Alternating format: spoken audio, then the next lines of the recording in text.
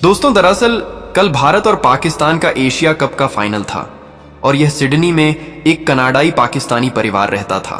पति पत्नी रहते थे और उन्हीं के पड़ोस में एक कनाडाई भारतीय परिवार रहता था। वह भी पति पत्नी थे। जैसे जैसे मैच शुरू होने का टाइम हो रहा था, जो पाकिस्तानी व्यक्ति जाहिद था, कुछ ज्यादा उछल रहा था।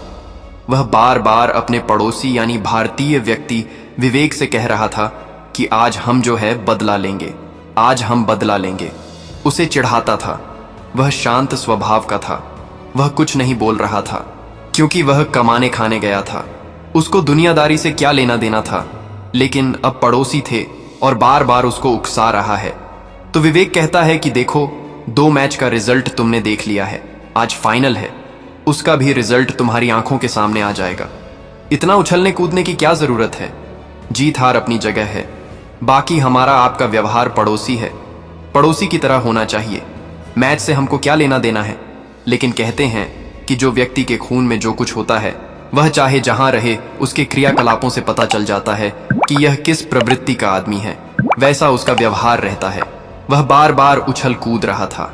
धीरे धीरे करके मैच शुरू होने का टाइम हो जाता है। अनोखी शर्त की शुरुआत मैच की शुरुआत होती है। तो जाहिद वह मैच देख रहा था और शुरुआती तौर पर भारत के जो गेंदबाज हैं जब बॉलिंग कर रहे थे तो पाकिस्तानी बैट्समैन जबरदस्त कुटाई कर रहे थे। ये देख के वह उसके घर आता है और कह रहा था कि देखो कैसे आज भारत के बॉलर पिट रहे हैं। विवेक जो भारतीय था वह भी मैच देख रहा था अपने घर पर। जाहिद आकर के उसी के यहाँ बैठ जाता है और मैच देखने लगता है। शुरुआती दौर में तो स्थिति ऐसी थी कि लग रहा था पाकिस्तान मैच जीत जाएगा। ऐसी स्थिति बन ही गई थी। रन भी बहुत अच्छी तरीके से उन्होंने शुरुआती में बनाना शुरू किया। यह स्थिति देख के जाहिद कहता कि आज पाकिस्तान मैच जीतेगा और भारत मैच हार जाएगा। ऐसा उसको वह बढ़ा रहा था, उसको जैसे चुनौती दे रहा था, उसको उकसाना चाह रहा था। वो कहता कि शर्त लगा लो। विवेक बोला कि शर्त क्या लगाऊं, मेरे पास शर्त लगाने के लिए क्या है? दरअसल जो जाहिद था वह जो है उसकी जो भारतीय की बीवी प्रिया थी उसके ऊपर नजर थी। कहते हैं कि लोग जहां रहते हैं इनकी नीयत में खोट रहती है। दोस्तों, उसके बाद वो कहता कि तुम शर्त लगा लो, मैच हार जाओगे। ऐसा है वैसा दुनिया भर का नाटक करने लगा। विवेक कहता है ठीक है, शर्त लगा लो। जाहिद कहता कि शर्त छोटी मोटी नहीं होगी, शर्त बहुत बड़ी होगी और अनोखी शर्त होगी। विवेक बोला कि ऐसी कौन सी शर्त है यार, अनोखी शर्त कैसे लगाओगे? जाहिद कहता है कि अगर भारत मैच जीता तो तुम मेरी जो बीवी आयशा है उसके साथ जो मन करे वो कर लेना, और यदि पाकिस्तान जीता तो मैं तुम्हारी बीवी प्रिया के साथ करूंगा। विवेक बोला कि नहीं, ये सब गलत बात है। मैच अपनी जगह है और रिश्ते अपनी जगह है। ये सब मैं नहीं करने वाला। ऐसे संस्कार हमारे भारतीयों में नहीं है। ये सब आपके यहां चलता होगा। जाहिद बोला कि यार शर्त लगा ले, क्या पता तेरी किस्मत बदल जाए, तुझे ही मौका मिल जाए। वह उसे एक तरीके से लालच दे रहा था कि स्थिति पाकिस्तान की शुरुआती अच्छी लग रही थी। वह सोच रहा था कि इसको उकसाऊंगा और शर्त मान लेगा तो हो सकता है कि इसकी बीवी के साथ खुशी खुशी सब कुछ करने का अवसर मिल जाएगा। दोस्तों, इतना उसको बढ़ा चढ़ा देता है कि दोनों में शर्त लग जाती है और दोनों जो है वही मैच देखने लगते हैं। विवेक कहता है कि अपनी बीवी को भी लेकर के यहां आओ और मैं भी अपनी बीवी को लेकर के आता हूं। चारों लोग बैठ करके मैच देखेंगे और एक तरीके से एक समूह बना करके ग्रुप बना के मैच देखेंगे। रिजल्ट जो आएगा उसके बाद जो कुछ होना है सबके सामने होगा। यहां से कोई भागेगा नहीं, ना तुम जाओगे। अगर पाकिस्तान मैच हारता है और भारत हारता है तो मैं नहीं जाऊंगा। अपनी आंखों के सामने से जैसे लाइव टेलीकास्ट मैच का देख रहे हो वैसे लाइव टेलीकास्ट यहां जो होगा वह भी देखना पड़ेगा। जाहिद मंजूर कर लेता है, कहता है ठीक है। वो जाता है फटाक से अपनी बीवी आयशा को कहता है चलो मैच देखते हैं। बहुत बढ़िया मैच चल रहा है, आज पाकिस्तान जीतने वाला है। उसको लेकर के आता है। उसकी बीवी बेहद खूबसूरत थी। मैच का रुख बदलना।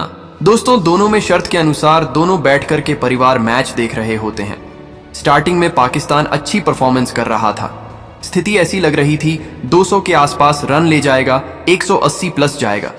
लेकिन बाद में ऐसी स्थिति बन गई कि ऐसा लग रहा था कि 100 बनाना मुश्किल हो जाएगा। लास्ट टाइम में यही हुआ।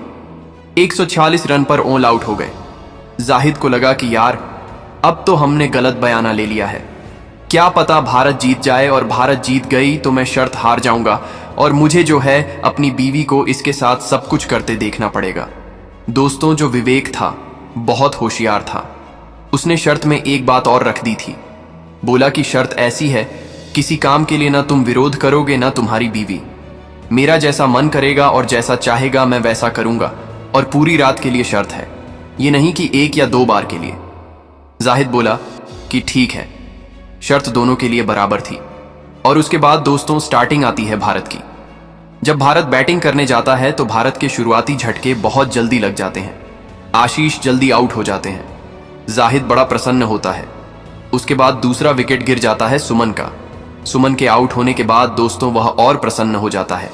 अब बार बार उसे जो है आंखें उछाल उछाल करके इशारे करने लगा कि देखो तुम्हारी भारतीय टीम जा रही है, आज तो बल्ले बल्ले। बड़ा प्रसन्न था। उन दोनों की पत्नियां नहीं समझ पा रही थीं कि इन दोनों में इशारों में बात क्या चल रही। उनकी दोनों पत्नियां जो थीं उनको इस बात का पता नहीं था कि दोनों में कुछ इस तरीके का एक अजीब शर्त लगी हुई है। और उसके बाद दोस्तों देखते देखते सूरज भी आउट हो गए। तीसरा विकेट हो गया 20 रन पर। अब भारत की स्थिति ऐसी थी कि मानो ऐसा लग रहा था 100 रन भी नहीं बना पाएगी। उसके बाद दोस्तों टीका और संजय जो होते हैं कमान संभालते हैं और धीरे धीरे करके पारी को बढ़ाते जाते हैं। भारत 100 रन के नजदीक जैसे ही पहुंचने वाला होता है, संजय ही आउट हो जाते हैं। इस बीच जब संजय और टीका खेल रहे होते हैं तो जाहिद को यह लग रहा था कि कहीं ऐसा ना हो कि मैं मैच हार और शर्त दोनों हार जाऊं। लेकिन दोस्तों जब संजय का विकेट गिरता है तो बड़ा प्रसन्न होता है।